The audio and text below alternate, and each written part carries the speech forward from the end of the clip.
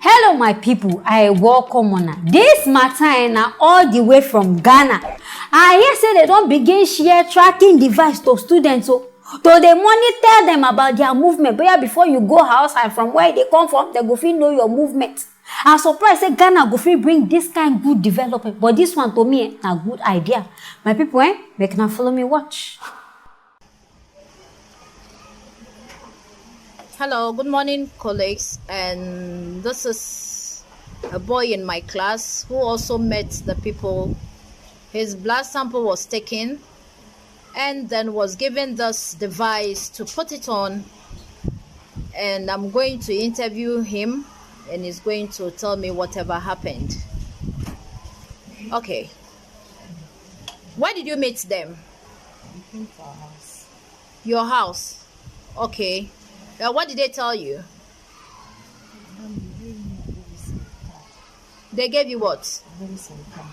Bowls and cups. And then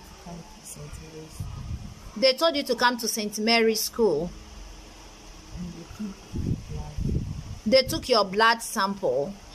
Okay. They gave you this belt to put it on. Wow, me I like the fact say Ghana they think ahead. But Nigeria, I beg, una no suppose they borrow sense from some people like this. No be say any students miss so. No be say kidnappers even come inside Ghana come carry students. These people just decide, okay, fine and good. They won't give this thing to students. Talk less more of Nigeria.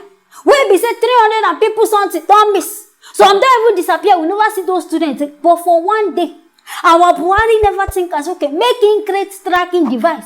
Put on top of students' body. You know, making the travel up and down, they bring out more ideas. They come out. But me, when this speaking, they talk, saying at some point they collect their blood. Now, dear me, I don't understand. What in blood got to do with tracking? I beg, and I won't track the person blood. Because what they do? It can't be like saying now, when they collect these people blood. One go use and do another thing. Oh, say no, be coronavirus trick. Now, don't they find, when they use tracking machine, they hide them.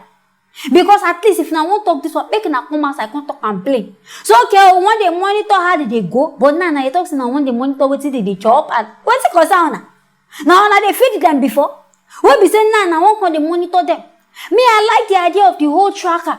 At least we go know say if they kidnap any pikin, we go know where to go find and go. Or if pikin lost, we go know so okay fine. As far as this pikin wear up, we know where it is. Not be the fact say I just want put this thing for no unnecessary motive. For no good reason, and I just want to make students they wear this thing. But me, I don't advise. Nigeria president, I beg, adopt them. Go meet Nanado, make two of Nasida think whoever develop that thing, make it develop and self enter Nigeria. Because Nigeria go need this, not be even Ghana are too safe now. And I never see Nigeria, and I know the year what they happen for Nigeria. I beg inside Nigeria and Ghana, who can really need this thing? Well, be saying now Ghana now can they take the step ahead, in which now we suppose they do. So president think and go this side. Instead of sharing that online radio, because I hear someone share online radio for students, instead of sharing that one, instead share the tracker, instead it go make more sense and impact to students. Make you not just they waste money on unnecessary things for inside our Nigeria where we did.